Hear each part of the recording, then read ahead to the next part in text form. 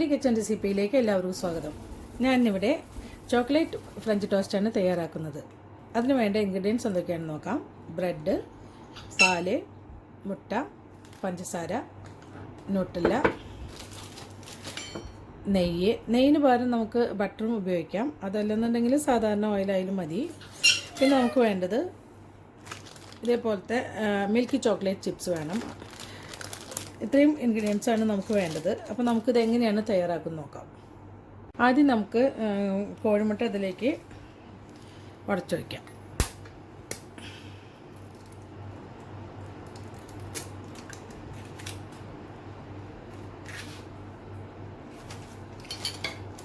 പിന്നെ നമുക്കിതിലേക്ക് ആവശ്യമായുള്ള പഞ്ചസാര ചേർത്ത് കൊടുക്കാം. പഞ്ചസാര നമുക്ക് കുറച്ച് കുറവ് ചേർത്താൽ മതിയാവും. കാരണം നമ്മൾ ബ്രെഡിനുള്ളിൽ നമ്മൾ ചിപ്സും ചോക്ലേറ്റ് ചിപ്സും പിന്നെ ന്യൂട്ടെല്ലയും നമ്മൾ തേച്ച് കൊടുക്കുന്നുണ്ട്. അപ്പോൾ അതുകൊണ്ട് നമുക്ക് കുറച്ച് കുറവ് പഞ്ചസാര മതിയാവും. കൂടുതൽ മധുരം ഇഷ്ടമുള്ളവർക്ക് അങ്ങനെ ചേർക്കാം. അപ്പോൾ ഞാനിതിൽ ഒരു 2 ടേബിൾ സ്പൂണോളം ഷുഗർ ചേർത്ത് കൊടുക്കുന്നുണ്ട്. ഇത് നന്നായി ബീറ്റ് ചെയ്യണം. അതിനുശേഷം നമുക്കിതിലോട്ട് പാല് ചേർത്ത് കൊടുക്കാം. കോഴിമുട്ടയും പഞ്ചസാരയും ഞാൻ നന്നായി അടിച്ചെടുത്തിട്ടുണ്ട്. പഞ്ചസാര അലിയുന്ന വരെ നന്നായി അടിച്ചെടുക്കണം. അത് നന്നായി ബീറ്റ് ചെയ്തിട്ടില്ലെങ്കിൽ കോഴിമുട്ടയുടെ വെള്ളയും മഞ്ഞയും വെവ്വേറൊക്കെ എടുക്കും. അപ്പോൾ നമുക്കിതിൽ മുക്കിയിടുമ്പോൾ അത് ശരിയാവില്ല. ഇനി നമുക്കിതിലോട്ട് ആവശ്യത്തിനുള്ള പാല് ചേർക്കാം. പാല് നമുക്ക് ഇത്രേ പാടുള്ളൂ എന്നൊന്നുമില്ല. ഞാനിവിടെ 3/4 കപ്പ് പാലെടുത്തിട്ടുണ്ട്. നമുക്ക് ഇതിലേക്ക് നന്നായി മിക്സ് ചെയ്ത് കൊടുക്കാം.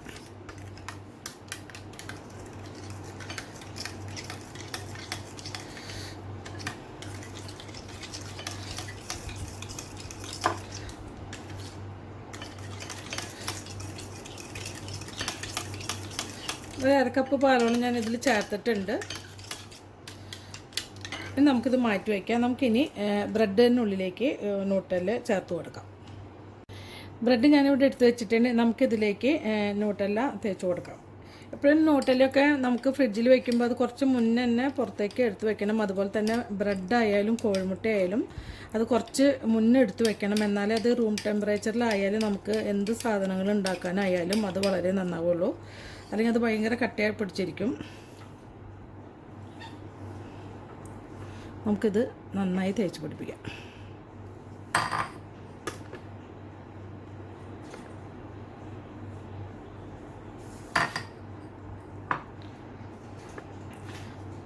ഇത് പുറത്തെടുത്തതിന് ശേഷം ഒന്ന് മിക്സ് ചെയ്യുന്നത് നല്ലതാണിത്. ന്യൂട്ടെല്ല ഇങ്ങനെ ഫ്രിഡ്ജിലൊക്കെ വയ്ക്കുമ്പോൾ അത് കട്ട പിടിച്ചിട്ടിരിക്കും. അത് എല്ലായിടത്തും ഒരേപോലെ നന്നായി തേച്ച് പിടിപ്പിക്കുക.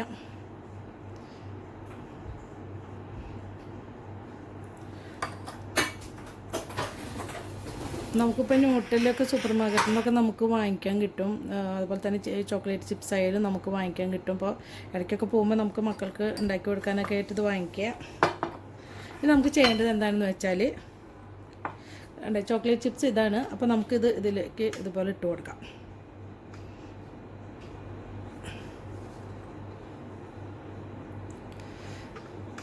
ഈ നടുഭാഗത്തായിട്ട് അത് ഇട്ട് കൊടുത്താൽ മതി. ഈ സൈഡിലോട്ട് അധികം വരണ്ട. അപ്പോൾ നമ്മളത് അല്ലെങ്കിൽ ഉരുകി പുറത്തോട്ട് കൂടുതൽ വീഴുകയുള്ളൂ. ഇതേപോലെ വയ്ക്കുക. നമുക്കിത് ഇവിടേക്ക് മാറ്റി വയ്ക്കാം. നമുക്ക് ഇതേപോലെ ഈ ബ്രെഡിലും നമുക്ക് ബാക്കിയുള്ള ബ്രെഡിലും ന്യൂട്ടെല്ല പരത്താം. ന്യൂട്ടെല്ല കണ്ട് ഇതേപോലെ പുറത്തെടുത്തത് എൻ്റെ കയ്യിൽ വേറൊരു പാത്രം ഉണ്ടായിരുന്നാണ്. സ്പൂണ് വെച്ചിട്ടോ അല്ലെങ്കിൽ ഏതെങ്കിലും ഇതേപോലെ ഇത് വെച്ചിട്ട് ചുമ വരുന്നുണ്ട്. അത് കാരണം എനിക്ക് ശരിക്കും ഇതാക്കുന്നില്ല. നൈഫ് വെച്ചിട്ടോ ഇതേപോലെ നന്നായിട്ടൊന്ന് മിക്സ് ചെയ്യുക. അപ്പോൾ ഈ മിക്സ് ചെയ്യുമ്പോൾ കണ്ടോ ഇതിങ്ങനെ ഒരു ജ്യൂസി ആയിട്ട് നന്നായി മെൽറ്റായിട്ട് ജ്യൂസി പോലെ ഇത് കിട്ടും. അപ്പോൾ നമുക്ക് ഇത് ബ്രെഡിൽ പറ്റാൻ ഭയങ്കര സൗകര്യമാണ്. അപ്പോൾ ഇതേപോലെ വേണം നമ്മൾ ബാക്കി ബ്രെഡിലും പരത്തിയെടുക്കാനായിട്ട്.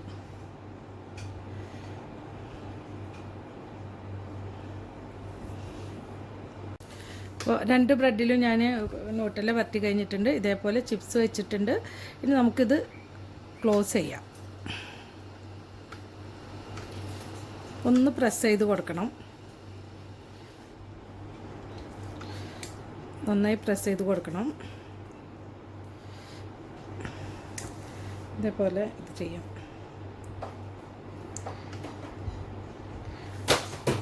സ്റ്റവ് ഞാൻ ഇവിടെ ഓൺ ചെയ്ത് വെച്ചിട്ടുണ്ട്, ഫ്രൈ പാൻ വെച്ചിട്ട്. കാരണം ഇത് നമ്മൾ മിക്സിയിൽ പാലും കോഴിമുട്ടൊക്കെ അടിച്ച് വെച്ചതിൽ മുക്കിയിട്ട് പെട്ടെന്ന് തന്നെ അത് പൊരിച്ച് എടുക്കണം, ഫ്രൈ ചെയ്തെടുക്കണം.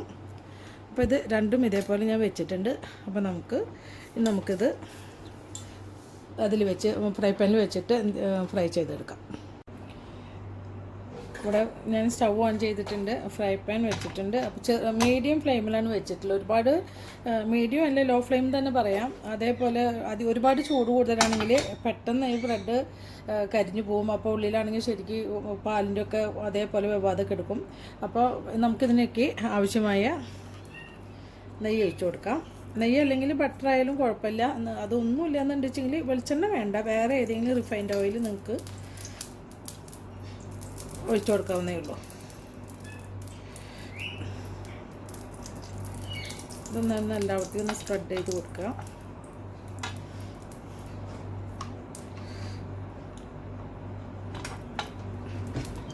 ഒരുപാടൊന്നും വേണമെന്നില്ല, ജസ്റ്റ് ഒന്നത് മൊരിയാനായിട്ടുള്ളത് മാത്രമേ ആവശ്യമുള്ളൂ.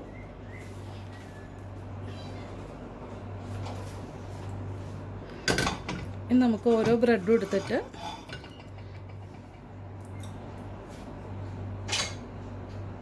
എപ്പോഴും കുറച്ച് പരന്ന പാത്രത്തിൽ വേണം ഇത് കോഴിമുട്ടയുടെയും പാലും കൂടി മിക്സ് ചെയ്യാനായിട്ട്. അതല്ലെന്നുണ്ടെങ്കിൽ ഇത് മുക്കാനായിട്ട് പ്രയാസമാവും. ഇത് ഞാൻ നിങ്ങൾക്ക് കാണിച്ചു തരാൻ വേണ്ടിയിട്ട് ഇത് എടുത്തത്. സാധാരണ ഞാൻ കുറച്ച് വലിയ പാത്രമാണ് എടുക്കാറ്. ഇത് എല്ലായിടത്തും ഒരേപോലെ മുക്കിയിട്ട്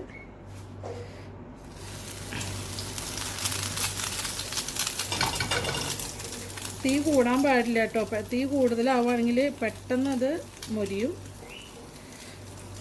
ഇതേപോലെ മുക്കിയതിന് ശേഷം നമുക്ക് ഇതിലൊരു വശം മൊരിഞ്ഞതിന് ശേഷം നമുക്ക് മറിച്ചിടാം. നമുക്ക് ചെറുതായിട്ടതൊന്ന് പ്രസ് ചെയ്ത് കൊടുക്കാം. അതുപോലെ തന്നെ ഈ നെയ്യിൻ്റെ ഭാഗം നമുക്കിതൊന്ന് അങ്ങോട്ടും ഇങ്ങോട്ടും ഇതുപോലെ പതുക്കൊന്ന് ചെരിച്ച് കൊടുത്താൽ ഇതിൻ്റെ അടിയിലേക്ക് നെയ്യ് നന്നായി ചെന്നോളും. കുട്ടികൾക്കൊക്കെ വളരെ ഇഷ്ടമാവും ഇത്. കാരണം എന്താണെന്ന് വെച്ചാൽ നമ്മളെപ്പോഴും ഫ്രഞ്ച് ടോസ്റ്റ് തന്നെ കുട്ടികൾക്ക് ഭയങ്കര ഇഷ്ടമാണ്, വലിയവർക്ക് ഇഷ്ടമൊക്കെ തന്നെയാണ്. പക്ഷെ നമുക്ക് നമ്മുടെ ആരോഗ്യം നോക്കി നോക്കുമ്പോൾ പലരും ഇത് ഒഴിവാക്കുകയാണ് ചെയ്യുക. അപ്പോൾ ഇത് കുട്ടികൾക്ക് സ്കൂളിലേക്ക് ബ്രേക്ക്ഫാസ്റ്റ് ആയിട്ടും പിന്നെ 4 മണിക്കായിട്ടും കുട്ടികൾക്ക് ഇടയ്ക്കൊന്ന് ഉണ്ടാക്കി കൊടുക്കുമ്പോൾ അവർക്ക് ഭയങ്കര താല്പര്യവും. കുട്ടികൾക്ക് വേണ്ടിയിട്ടാണ് പ്രധാനമായിട്ട് ഇത്. ചോക്ലേറ്റൊക്കെ അവർക്കാണല്ലോ കൂടുതൽ ഇഷ്ടം. നമുക്കിത് ഒരു വശമായോ നോക്കാം. ഇതായിട്ടുണ്ട്. മറ്റേ വശം നമുക്ക് മാറ്റിയിടാം. ഈ സമയത്ത് നമുക്ക് കുറച്ചും കൂടി നെയ്യൊന്ന് ഒഴിച്ചു കൊടുക്കണം, ചെറുതായിട്ട്. ഒരുപാട് വേണമെന്നില്ല കേട്ടോ, കുറച്ച് ചേർത്താൽ മതി. അതൊന്ന് ഇതേപോലെ ഒന്ന് ചുറ്റിച്ച് കൊടുക്കണം. അങ്ങോട്ടും ഇങ്ങോട്ടും ഇളക്കി കൊടുക്കുമ്പോൾ അത് എല്ലാവർക്കും എപ്പോഴും ശ്രദ്ധിക്കണം. ലോ ഫ്ലെയിമിലിട്ടിട്ട് വേണം ഇത് ചെയ്യാനായിട്ട്.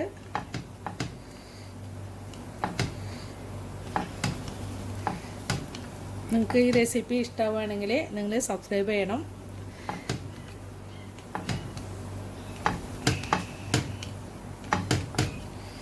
ആ വശം കൂടി ഇതേപോലെ മുരിഞ്ഞ് നമുക്കിത് എടുക്കാവുന്നേ ഉള്ളൂ.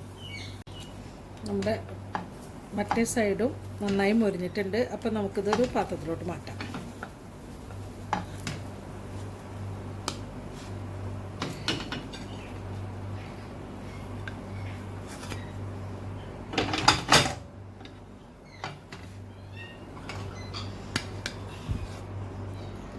ഇതിന് മേലെ നമുക്ക് ചൂടോടെ തന്നെ കുറച്ച് പഞ്ചസാര വിതറി കൊടുക്കണം.